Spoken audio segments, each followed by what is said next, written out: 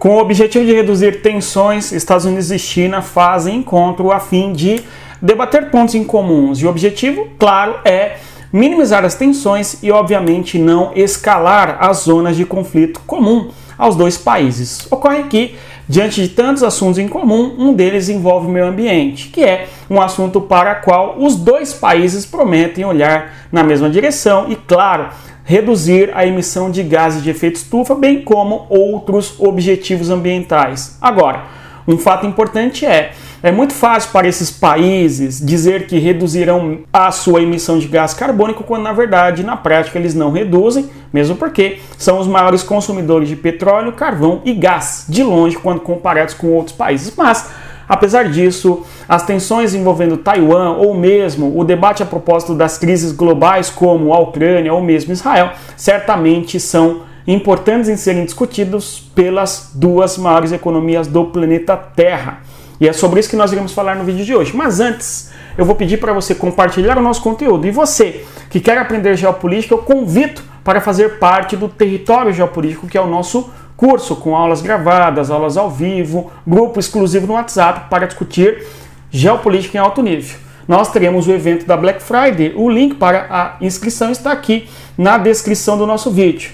Você escreve o seu nome, coloca o seu e-mail e passará a fazer parte aí dos alunos que têm interesse em participar do nosso evento da Black Friday e, claro, fazer parte do nosso território geopolítico.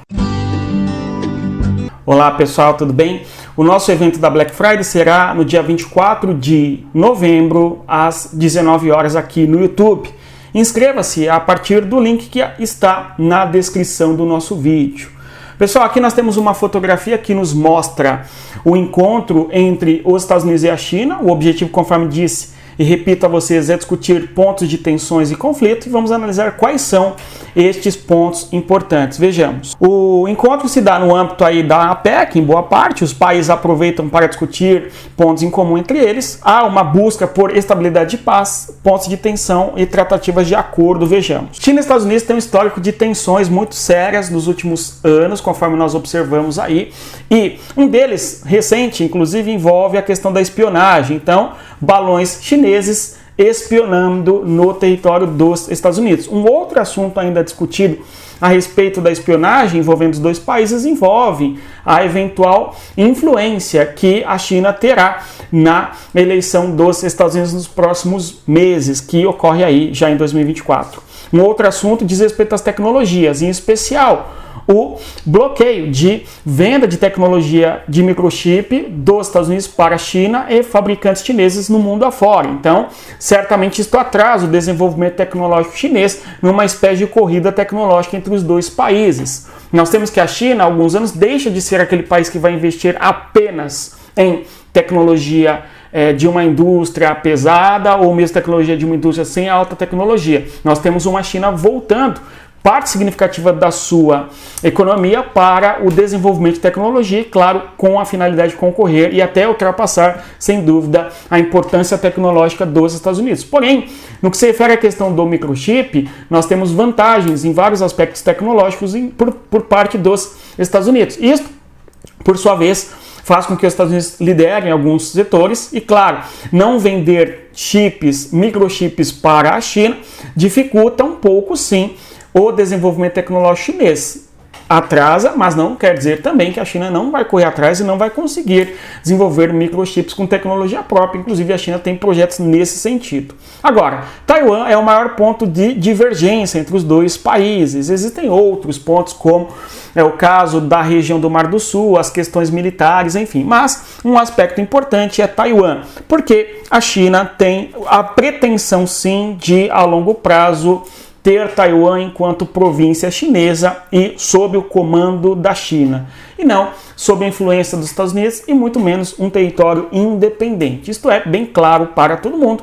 Por outro lado, os Estados Unidos buscará, segundo suas concepções, assegurar a autonomia de Taiwan, já que Taiwan não pretende fazer parte da China ou parte da população significativa da ilha não se vê enquanto chinesa comandada por Pequim. Então nós temos aqui um dos maiores pontos de tensões do mundo, né, que é justamente qual será o futuro de Taiwan e em termos de independência ou de fazer parte da China. A China não quer abrir mão de Taiwan, não. Quando a China tiver condições mais firmes de anexar o território, na minha interpretação, a China irá sim anexar Taiwan, queiram ou não queiram os Estados Unidos ou qualquer outro país do mundo.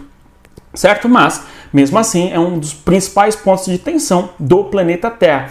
A grande questão que muitos analisam é, será que os Estados Unidos teriam condições de manter Taiwan independente se houvesse uma escalada militar na região?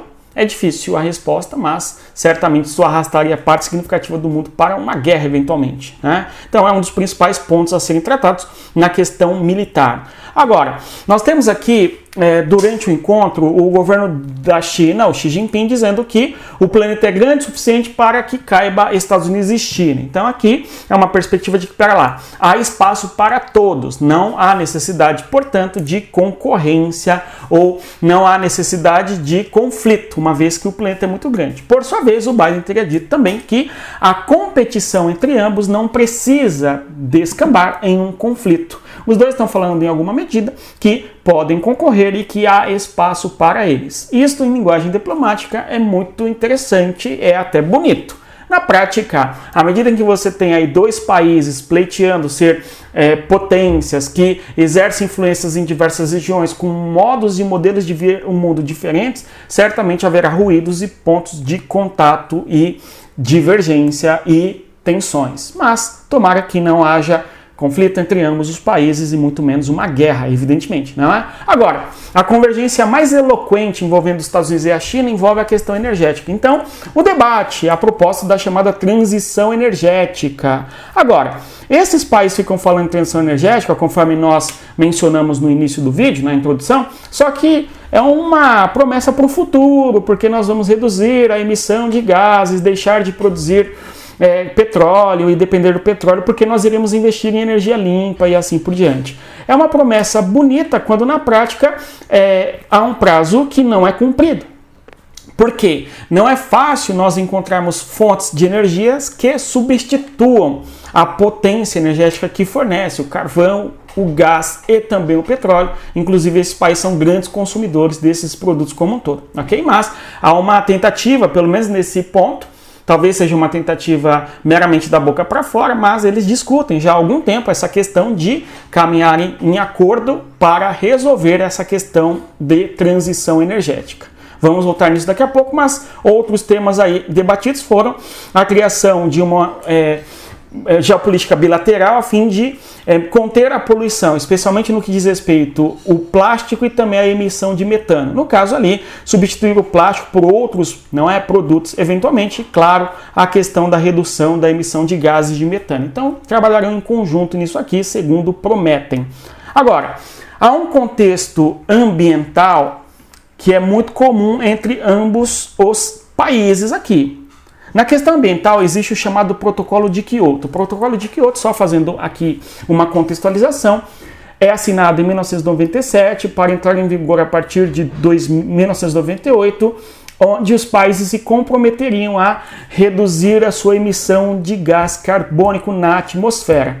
Em outras palavras, significa que os países devem buscar novos mecanismos de geração de energia e, consequentemente a isso, eles iriam reduzir a sua emissão de gás carbônico, tudo bem? Consequentemente a isso, né? Agora, na prática, os Estados Unidos assinaram o Protocolo de Kyoto, mas os Estados Unidos não ratificaram o Protocolo de Kyoto. E por que os Estados Unidos não ratificam o Protocolo de Kyoto? Porque tal protocolo iria, e certamente iria, dificultar o desenvolvimento econômico dos Estados Unidos, que é um país que precisa para o seu desenvolvimento econômico muito petróleo. De longe, muito carvão, muita energia, etc. Tudo bem? E diante disso, a justificativa norte-americana é que é um acordo ambiental que prejudica o seu desenvolvimento econômico, não é?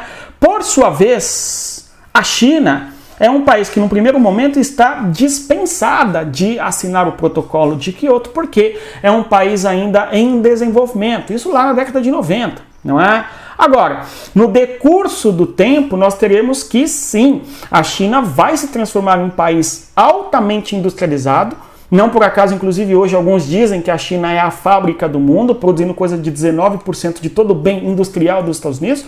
A diferença entre os Estados Unidos e a China é bem pequena, inclusive percentualmente quando se pensa na produção industrial, né? Mas o fato é, a China desenvolveu bastante um parque industrial fortemente dependente de recursos energéticos, em especial petróleo, carvão e gás, que são as fontes verdadeiramente capazes de gerar energia para economias tão grandes quanto a desses dois países. Tudo bem? Então, há uma dificuldade muito grande para o protocolo de Kyoto avançar, uma vez que os dois países que mais consomem petróleo e gás e carvão, no caso, né, petróleo e carvão, são países que um é dispensado no primeiro momento de assinar o protocolo de Kyoto, o outro não ratifica o protocolo. Então, o protocolo fica ali meio, né, para inglês ver ou para o bobo da corte se divertir e achar que sim, o mundo está caminhando para uma transição energética, quando na realidade não está, né?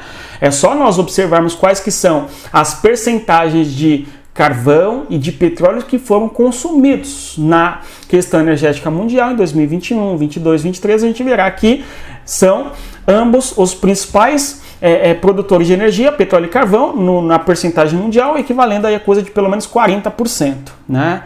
Bom, Acordo de Paris. Aqui nós temos um outro acordo de natureza ambiental. É um pouco diferente do protocolo de Kyoto, porque o Acordo de Paris, ali de 2015, é um protocolo que propõe aos países investir em tecnologias para redução, né, da emissão de gás carbônico. Não é deixar de emitir, mas sim investir fundos econômicos para que se desenvolva a tecnologia que minimize, ok, a emissão de gás carbônico. Então, invenção de motores que emitam menos gases, coisas do gênero, ok? Sem entrar em detalhes aqui. Mas o fato é que, no ano de 2016, Estados Unidos e China, em conjunto, ambos, vieram a público e se comprometeram a ratificarem o Acordo de Paris, justamente para levantarem fundos junto aos seus países para desenvolver tecnologias que reduzam a emissão de gases de efeito estufa, que quer dizer deixar de usar petróleo, carvão e gás. Essa é a realidade. Mas, apesar desse comprometimento de ambos, não avança tanto isso em termos de realidade, né? No mundo do discurso político, sim, mas na realidade a gente tem que o petróleo, o carvão e o gás são as três principais fontes de energias hoje, né? Bom, um outro assunto discutido ali envolve as questões militares, de troca de informação, para justamente reduzir tensões entre os dois países e, claro, um acordo em comum para trabalhar contra o tráfico de drogas e coisas do gênero, tudo bem? Mas o principal tema ali tratado foi, sobretudo, o assunto do meio ambiente. E diante disso, vale a pena nós observarmos este mapa aqui, né? Quando nós observamos este mapa, nós estamos observando a emissão de gás carbônico, pelos Estados Unidos e também pela China. Esse mapa é muito bacana porque ele nos traz a informação para o ano de 2021. A fonte deste mapa eu vou deixar aqui na descrição do nosso vídeo também. Vejam aí a emissão de gás carbônico em toneladas. A emissão de gás carbônico em toneladas pelos Estados Unidos e pela China. São os dois países que mais emitem gases de efeito estufa na atmosfera. Em primeiro lugar, a China. Então, a China é o país que mais emite gás carbônico na atmosfera. São 11.300 toneladas que a China emite na atmosfera, no caso ali 11.336 milhões de toneladas. A China, de longe, é o primeiro lugar em termos de emissão de gases de efeito estufa. Por quê? A China é simplesmente o país que mais consome carvão no mundo. De longe, a China é o país que mais consome carvão no mundo. Os Estados Unidos, quando olhamos aqui, nós temos uma emissão norte-americana de 5.032 milhões de toneladas. Então, os Estados Unidos é o segundo país que mais emite gases de efeito estufa na atmosfera. São ali 5 mil milhões de toneladas. Não é a metade da emissão da China, certo?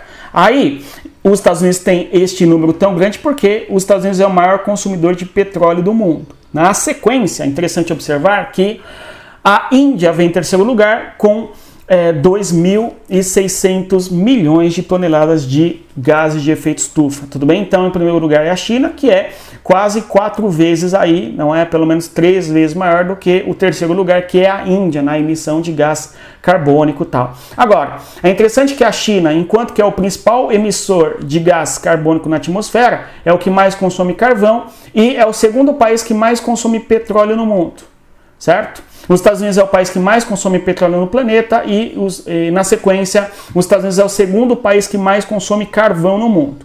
Então, as duas principais fontes de energias do planeta Terra são consumidas em larguíssima escala pelos Estados Unidos e pela China. Dizendo novamente, Estados Unidos é o país que mais consome petróleo no mundo e a China é o país que mais consome carvão no mundo. As duas fontes de energia são fortemente emissoras de gases de efeito estufa. Toneladas e toneladas de gases são emitidos na atmosfera. Existe sempre uma comparação absoluta aqui, mas contraposta à questão relativa em termos populacionais. A China tem 1,4 bilhão de pessoas, os Estados Unidos têm 330 milhões.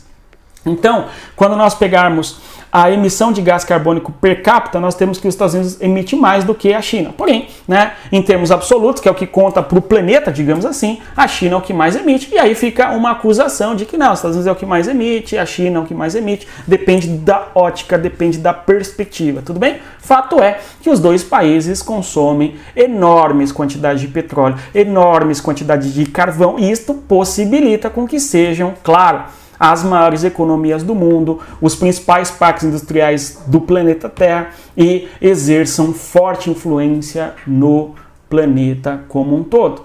Em outras palavras, eu costumo dizer que a capacidade de geração e transformação de energia em matéria, em produtos e etc., em economia, é o que possibilita os países de se desenvolverem e serem potências, e os dois sabem disso. Então, os dois países não vão, a partir de hoje, simplesmente dizer, não, nós não vamos utilizar petróleo ou carvão em nome de ninguém, né? Esta que é a realidade. Mas, né, os acordos aí são assinados e o tempo vai passando e o debate continua acontecendo. Por sua vez, os países como o Brasil ou outros países mais pobres são aqueles que acabam assumindo muitas vezes compromissos com esses acordos internacionais do meio ambiente e acabam pagando a conta porque reduzem a sua capacidade de geração de energia em nome do meio ambiente e ao mesmo tempo não desenvolvem a sua economia como poderia, de maneira mais barata, né? Esse é um debate importante que é necessário ser travado. Agora, avançando aqui numa informação interessante, né? Os maiores consumidores de petróleo na forma de gráfico. Os Estados Unidos consomem ali 18 mil, enquanto que a China consome 15 mil. Né? Se nós pesquisarmos ali, essa informação é de 2021, nós vamos observar que na questão do carvão é invertido isso e outras fontes energéticas, né? Os Estados Unidos e a China aparecem sempre em primeiros lugares ali no consumo de energia e por isso são grandes emissores de gases de efeito estufa, enfim. Né? E se você chegou até aqui, eu agradeço a sua presença, né? E reitero o convite. Venha participar do nosso evento da Black Friday para que você tenha a oportunidade de fazer parte do território geopolítico, um ambiente de estudos voltado àqueles que querem aprender geopolítica. E, claro, com aulas com contexto histórico, com análise de mapa, com aulas ao vivo e grupo de discussão no WhatsApp de todos os assuntos diários ali da geopolítica. No mais é isso. Respeitem a geografia, conforme sempre digo aos meus alunos, e até mais. Tchau, pessoal.